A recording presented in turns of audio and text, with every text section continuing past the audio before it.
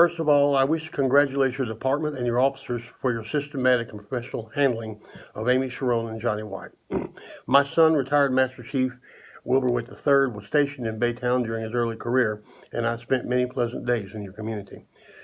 Miss Charron has made a career of bullying and extorting people for years, myself being among that number. She waves police business cards around, calling people by name, accusing them of crimes, and saying that the police and or the FBI will come soon and put them in prison for life. She focuses on the elderly and the homeless.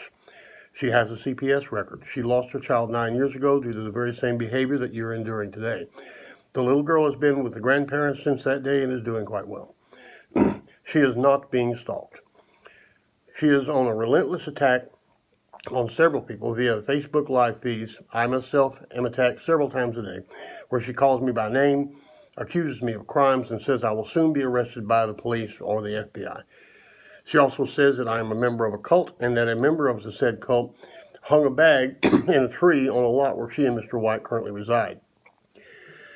When she accuses me by name, I rebuke her accusations. When she does not, I refrain. She calls 911 nonstop, records the call, spams the recording all over the internet, then makes yet another live feed accusing myself and others of hacking her Facebook page, her phone, etc.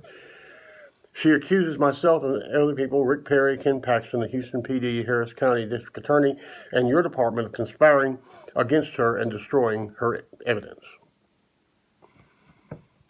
While I myself am not preferring a charge at this time, you may consider this to be my sworn statement to you, and should you decide to pursue this matter, I will support that decision and concur with you in it. I am making it of my own free will and consider myself to be under oath. I will publish this on my personal website where you and others may freely access it. I am a journalist. I write for the Tea Party Tribune and other web-based and brick-and-mortar publications worldwide under the pen name Bill the Butcher. Amy's shenanigans do not bother me, but they may upset others. As I said earlier, you have a beautiful community, and a child has a right to enjoy a Happy Meal without having to endure a woman screaming and cursing into a cell phone in the next booth. Ms. Charron has launched several racist rants in the last 2 days, saying very clearly that she's being targeted by your black officers in your department because she is white. She said that she prefers to deal with an Officer Pasquale because she believes he supports her in her case.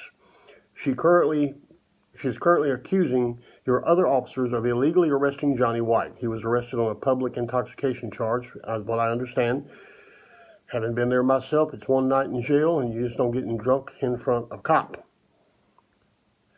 I have never stolen anything from Amy Charron. She left some items in the shed that I did not then, nor have I ever owned, and then accused me of stealing from her. I never laid eyes on the items until the new owner of the property put them on the curb for the city to remove 2 years after Ms. Charron deposited them in the shed. The property had previously been owned by deceased Master Sergeant Joseph S. Trajos. After his death, it was sold via contract for deed to a man from Salt Lake City who was relocating to Texas for the climate. Like myself, this man has nothing to do with the placement of the items or wanted to make the shed into the workshop that Joseph originally meant it to be. And he just put what he considered to be junk on the curb. Again, my appreciation for your professionalism in this matter, and my prayers and hopes for a resolution thereof. You may consider this to be my sworn statement. Sincerely, Wilbur W. Witt, Jr.